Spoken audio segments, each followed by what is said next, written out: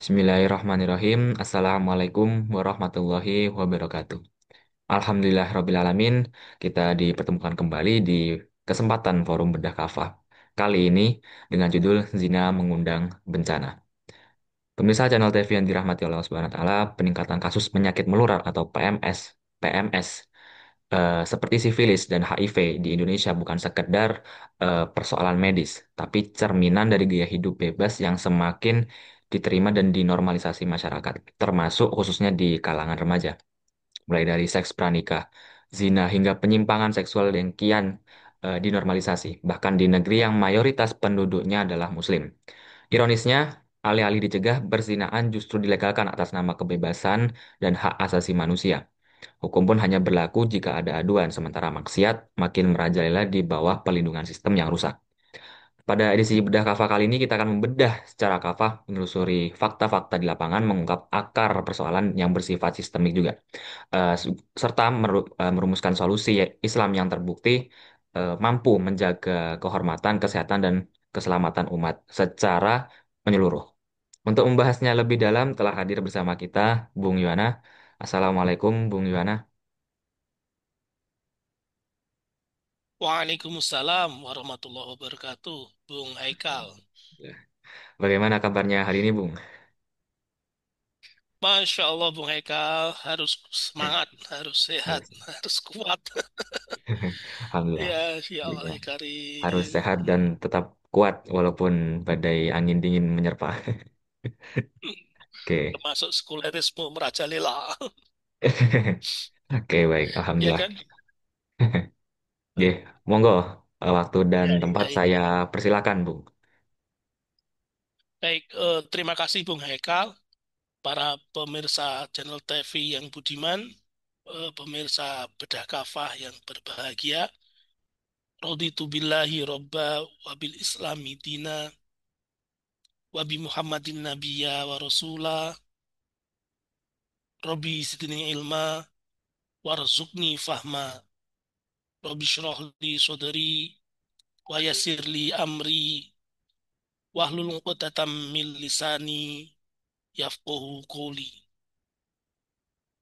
Alhamdulillah Wassalatu wassalamu ala Rasulillah Wa ala alihi wa sahbihi wa mawalah. Ikhwani fillah rahmatullahi alaikum.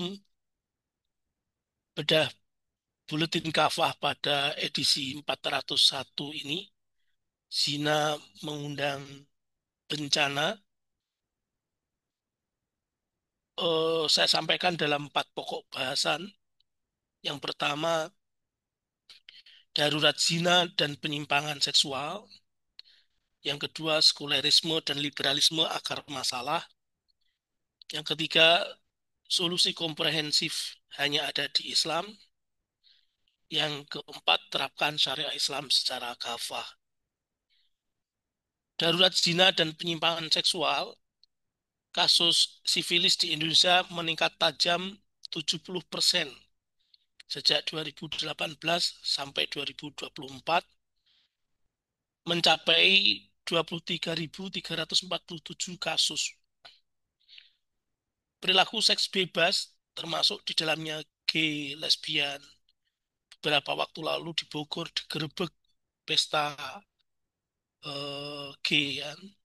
Nauzubillah, menjadi itu menjadi faktor utama penularan penyakit menular seksual ini. PMS, penyakit menular seksual.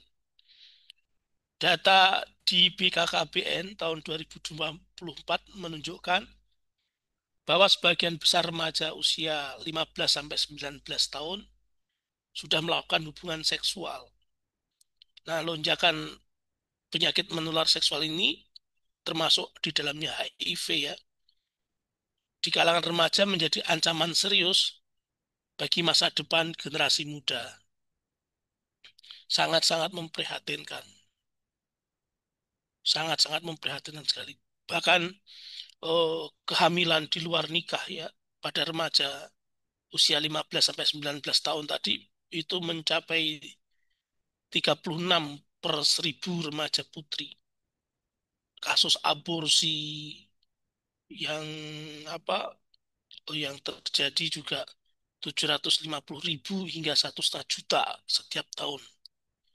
Kemudian jumlah anak muda yang terinfeksi penyakit menular seksual juga bertambah. Ini laporan ada di Menteri Kesehatan RI, terdapat lebih dari 4.500 kasus infeksi menular seksual yang diderita kelompok muda pada periode 2024 kemarin. Perilaku seksual menyimpang juga terus terjadi di tanah air ini. Ya, tadi saya jelaskan, spill di depan tadi, pesta gay di kawasan Puncak Bogor itu, Masya Allah, itu diketahui 30 orang pelaku itu reaktif HIV dan sifilis. Itu. Dan laporan-laporan seperti ini sebenarnya hanya puncak gunung es saja dari kasus demi kasus yang sebenarnya ada di masyarakat.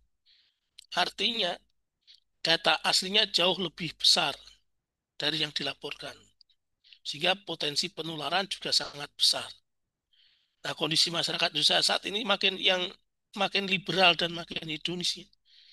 Perzinaan termasuk dengan pelacuran, kemudian berlanjut dengan hubungan intim, hubungan suami ya, menjadikan penularan itu semakin meluas.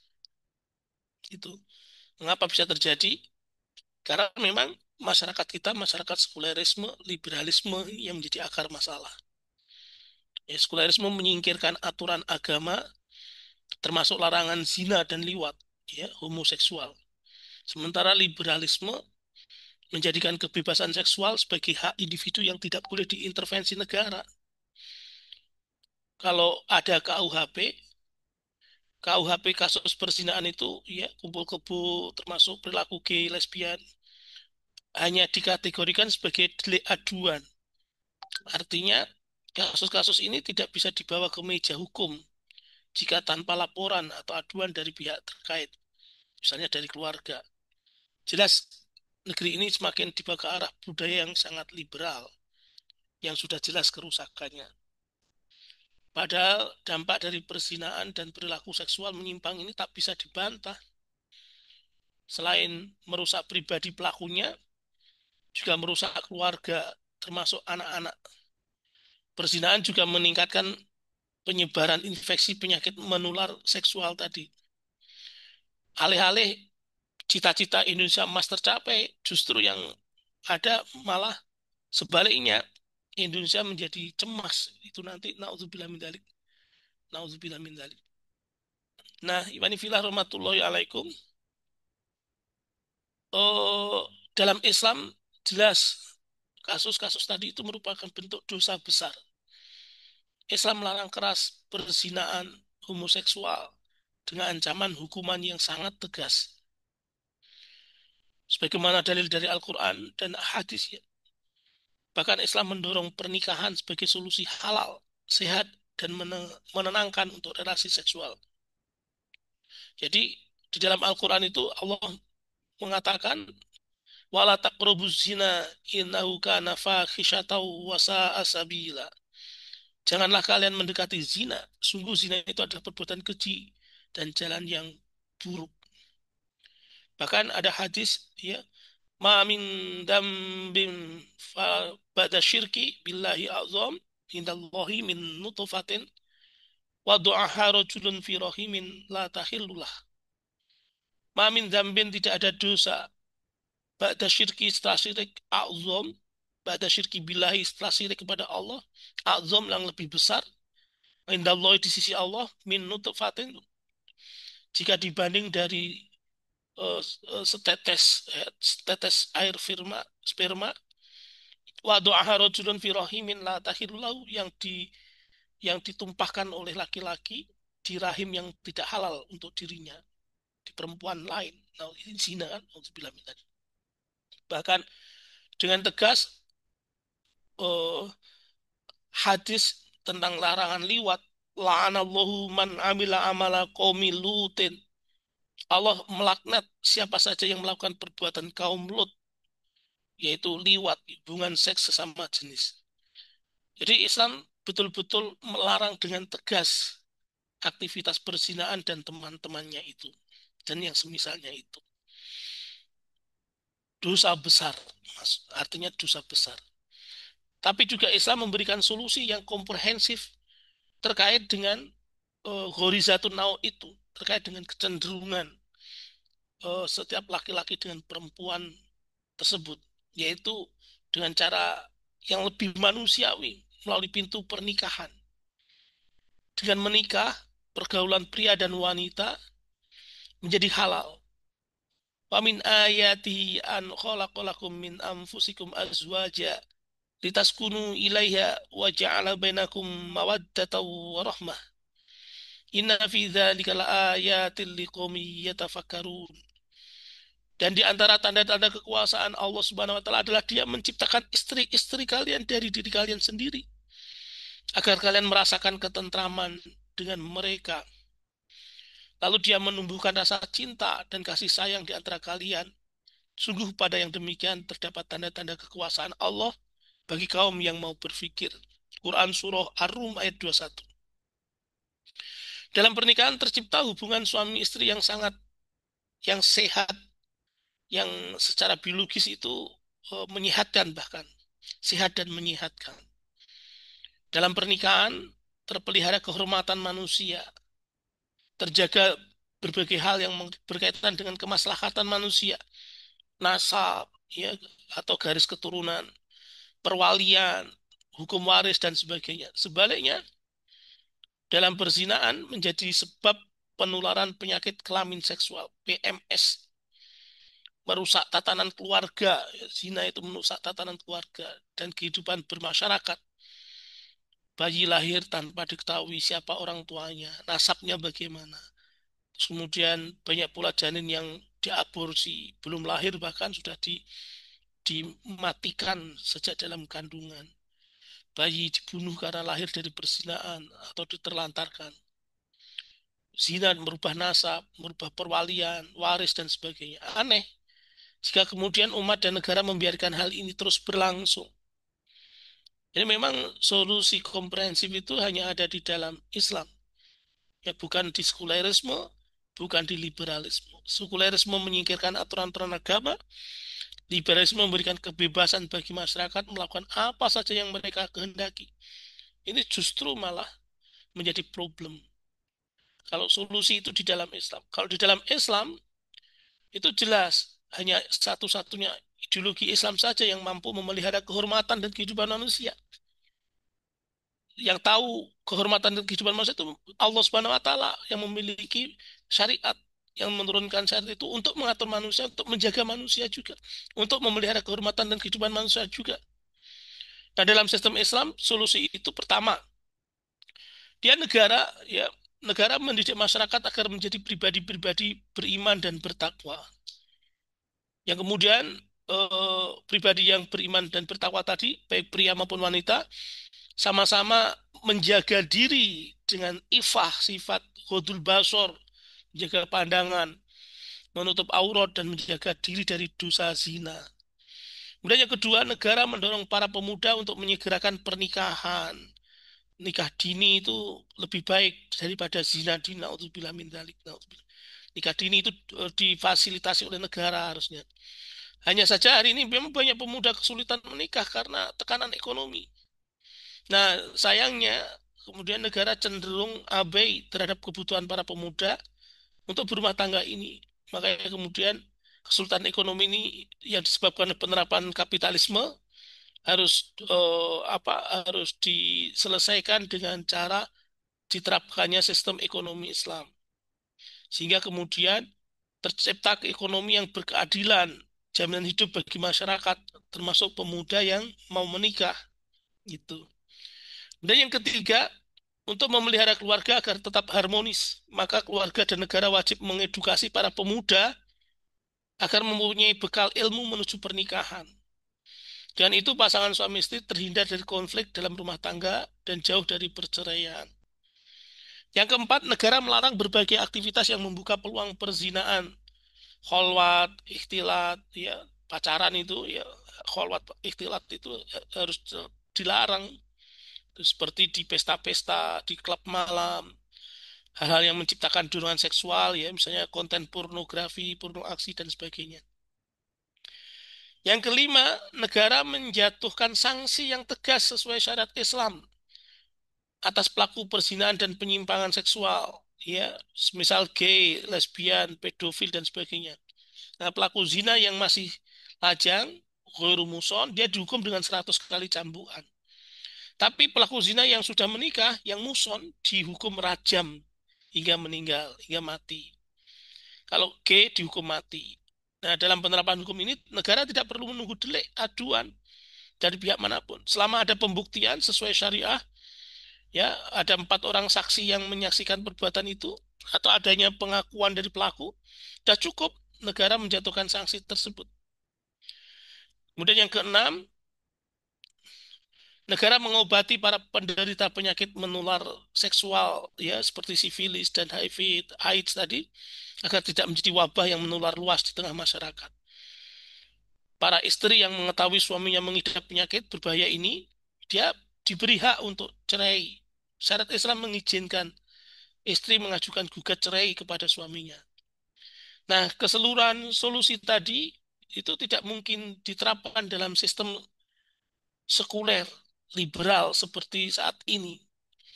Karena itulah menerapkan syariat Islam secara kafah itu menjadikan pelaksanaan kehidupan di tengah-tengah masyarakat itu betul-betul menjadi rahmatan lil alamin, ya, betul-betul menjadi solusi yang nyata bagi kehidupan kita yang mengemban amanah ilahiyah, yaitu wa ma khalaqtul jinna wal insa illa liya'budun, untuk hanya ibadah kepada Allah Subhanahu wa taala. Afala tadabbarun, afala tafakkarun. Wallahu alam bisawab. Begitu Bung Haikal yang bisa saya sampaikan, pemirsa channel TV yang berbahagia. Wallahu alam bisawab. Waktu dan tempat saya kembalikan ke Bung Haikal. Oke, baik. Alhamdulillah sedikit eh, merangkum dengan penjelasan yang sudah disampaikan tadi ya. Memang kasus penyakit menular seksual yang baru saja merebak ya seperti sifilis dan HIV di Indonesia meningkat tajam, khususnya di kalangan remaja usia 15 hingga 19 tahun. Nah, dari sini kita juga bisa tahu bahwa mencerminkan gaya hidup yang bebas seperti menormalisasi zina, penyimpangan seksual yang makin marak, bahkan itu dilindungi oleh sistem hukum sekuler liberal yang bercokol saat ini. Negara justru melegalkan zina atas nama hak asasi manusia, menjadikannya delik aduan yang tak bisa dihukum tanpa laporan. Nah, dampak dari perzinahan ini sangat luas ya, mulai dari kerusakan moral, kehancuran keluarga, aborsi massal, hingga penyebaran penyakit yang menyerang generasi muda produktif gitu. Nah, semua ini merupakan akibat langsung dari diterapkannya sistem sekuler liberal yang mengesampingkan atau bahkan tidak mengambil hukum dari Islam. Nah, satu-satunya solusi hakiki adalah penerapan Islam secara kafah melalui institusi negara khilafah. Islam memberi solusi yang komprehensif dan menyeluruh, pendidikan berbasis takwa, kemudian dorongan menikah, ekonomi Islam yang adil, pelarangan aktivitas maksiat, penegakan hukum, dan perlindungan kesehatan masyarakat. Ya, Nah, tanpa institusi ini, upaya memberantas penyakit dan perzinahan hanya akan bersifat tambal sulam atau sementara saja. omong saja. Hehe, baik. Oke. Baik, sebelum berakhirnya bedah kafah pada edisi kali ini, eh, monggo Bung Yona bisa memberikan closing statement pada kesempatan kali ini. Monggo, Bung. Ya, terima kasih Bung Haikal. Ada satu hadis Rasulullah SAW bersabda, "Idza zuhar zina war riba fi qaryatin, faqad ahallu bi amsihim adzaballah." Ya Allah, naudzubillah min dzalik. Jika zina dan riba sudah merajalela di suatu negeri, sungguh penduduk negeri itu telah menghalalkan azab Allah atas diri mereka sendiri. Hadis riwayat Imam Hakim. Naudzubillah min dzalik. Itu aja Bung Hekal yang bisa saya sampaikan di apa ngenes banget rasanya memang ya Allah. Kuatkan kami mengemban amanah ini ya Allah. Terima kasih Bung Hekal. Terima kasih pemirsa channel TV yang budiman.